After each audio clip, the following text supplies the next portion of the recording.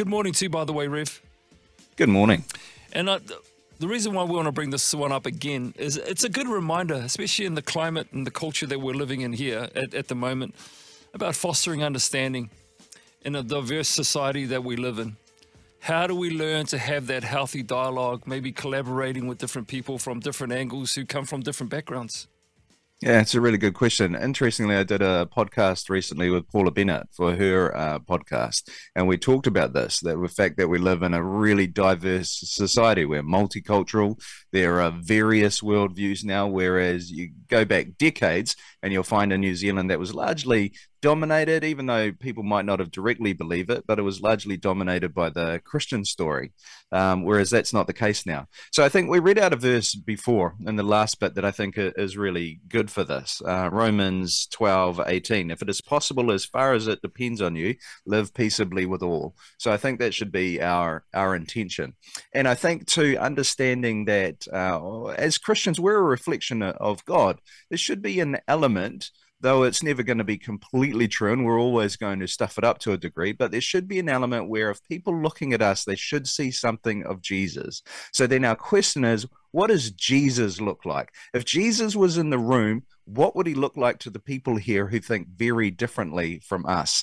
And I think his love should be the foundation for everything that we do, even with people that are completely different from us, and even those we might really strongly disagree with. The crux of the gospel message, of course, is held in the cross. But what's held in the cross is a challenge that Jesus put on the table in the Sermon on the Mount.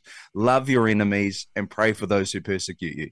It is easy to love those who are like us, but the challenge comes when we're called to love people who are very different from us. And a world where we don't do that is a destructive world. And I think we can see that world in play pretty much all the time. A world where people divide from each other, where they argue hammer and tongs with those who are different from them.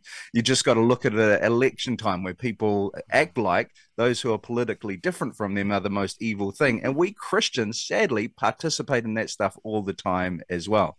So I think there's a challenge on us to stop and to pause at all times and go, what does it mean to love this other person who is created in the image of God? And I think another great attribute in order to pursue that is curiosity, understanding that every person who comes across our life is a gift.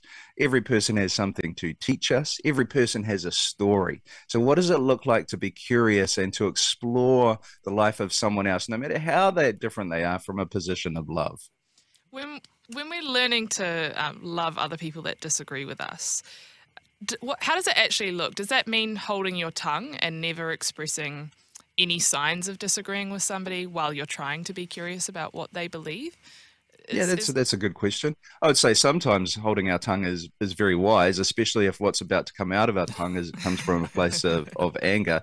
But no, one of the best things I've done in my life when exploring life with other people, I think about, for instance, times when I've stepped into mosques with Muslim friends and we've explored what each other thinks.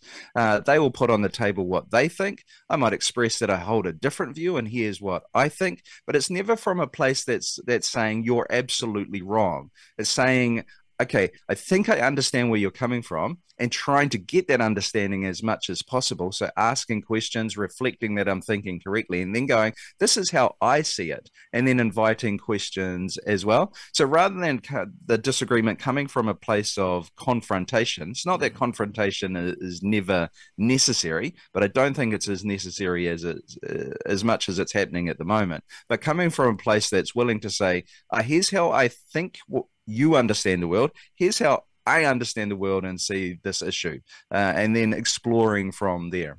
You know, if everyone took that advice, Frank, man, imagine the world that we would live in. You know, you know what I'm saying? Okay, so just quickly to wrap this all up, we do stuff it up a lot. Does ego play a big part in that?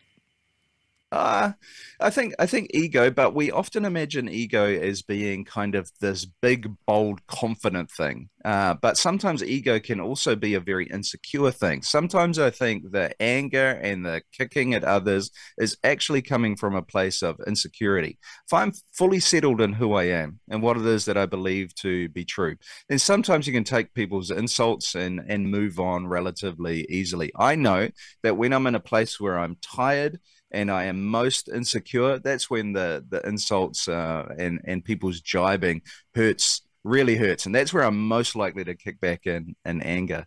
But love your enemies, pray for those who persecute you. That's the challenge of the gospel. Great way to wrap that conversation up. That was awesome, Frank. Really nice Thank way you. to unpack both of those topics that we spoke to you about this morning. Go about your day, stay handsome, and we'll catch up with you next week. Same to you.